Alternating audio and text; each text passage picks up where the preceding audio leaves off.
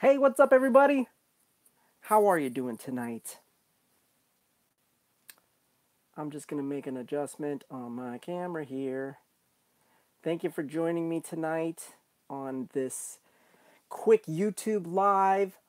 If you're new to my channel, I am Tony Jacobson. I'm the author of Disability or Disability. I'm an empowerment speaker. I'm a healthy living coach and a certified personal trainer. And on my channel, I talk a lot about living a healthy, high-powered, happy life. It's all about getting healthy here. So, I have a disability and I worked through that and I was able to disable my disability. So, I wrote my book, Disable Your Disability, so you could do the same. And that's what this channel is all about. So there's information, there's motivation, inspiration, all to help you live a healthy, high-powered, happy life. So please consider subscribing if you are new. If you are one of my subscribers already, yo, thanks for hanging. Thanks for hanging out with me. I appreciate it.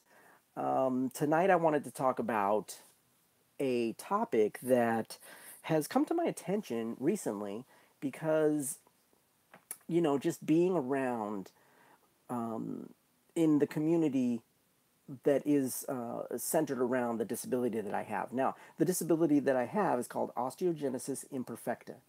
And in simple terms, it means brittle bones. And it's also called OI. So I'm going to be calling it OI for the duration of this video. So within the OI community, I've found, over the last couple of years as I've gotten more involved, there is this thing called comparative suffering that is happening. Now, with OI, since it is brittle bones, number one, there is, I think, 16 or 18 different types of OI, classified from type 1 to type 18. All different types, mutations, and they're based on severity, right?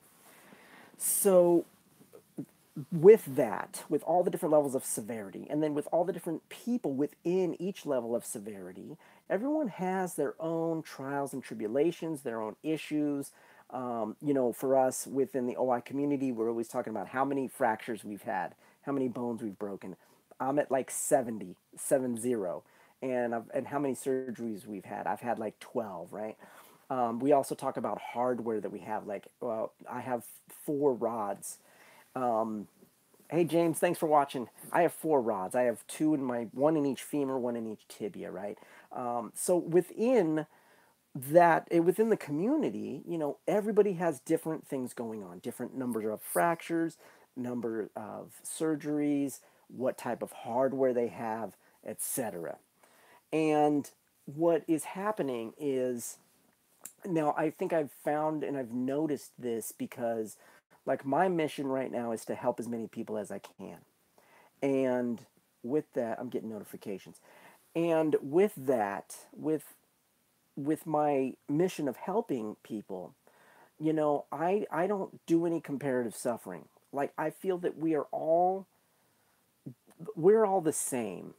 Even though we have different types of suffering as far as what we've been through and our experiences, there are too many relational aspects of what we go through in the OI community. There are too many of those to even worry about all the differences that we have. So that's where I stay focused because that's where I know I can help the most, right?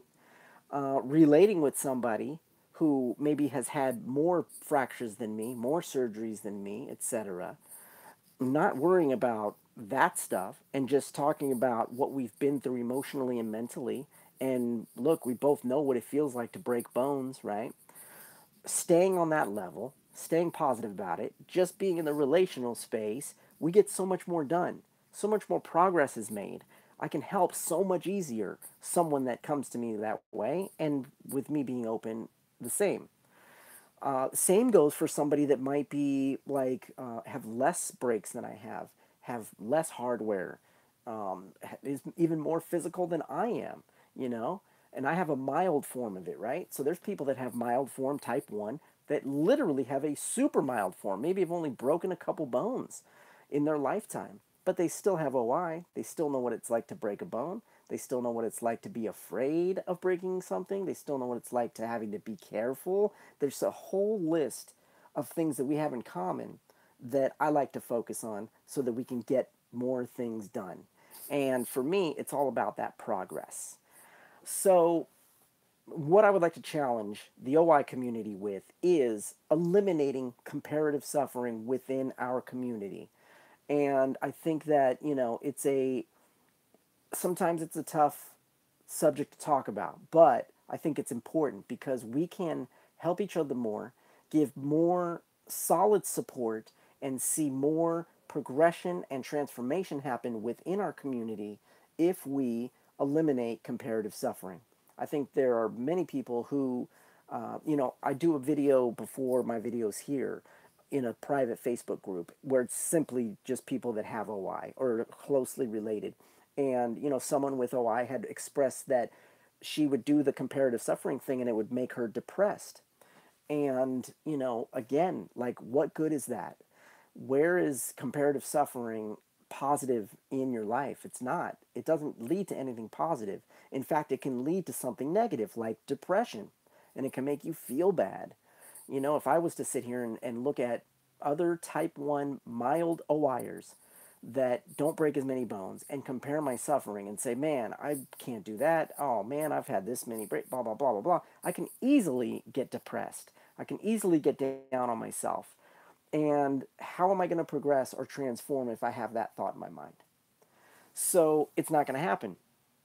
So, with that, within the OI community, if you're watching this and you have I challenge you to, think about where you might have engaged in comparative suffering and where you can eliminate that kind of vocabulary or that conversation from your life.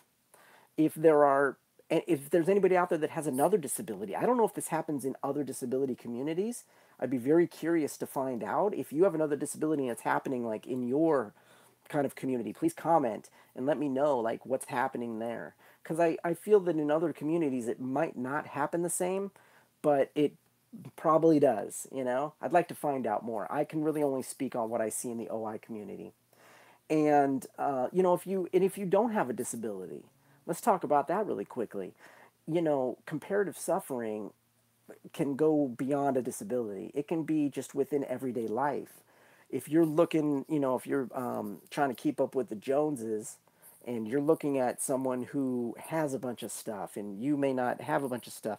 Maybe you're struggling financially. Maybe you don't have the job that you want. You see your boss, or someone that is higher up in your job doing better than you, or you feel like they're doing better than you.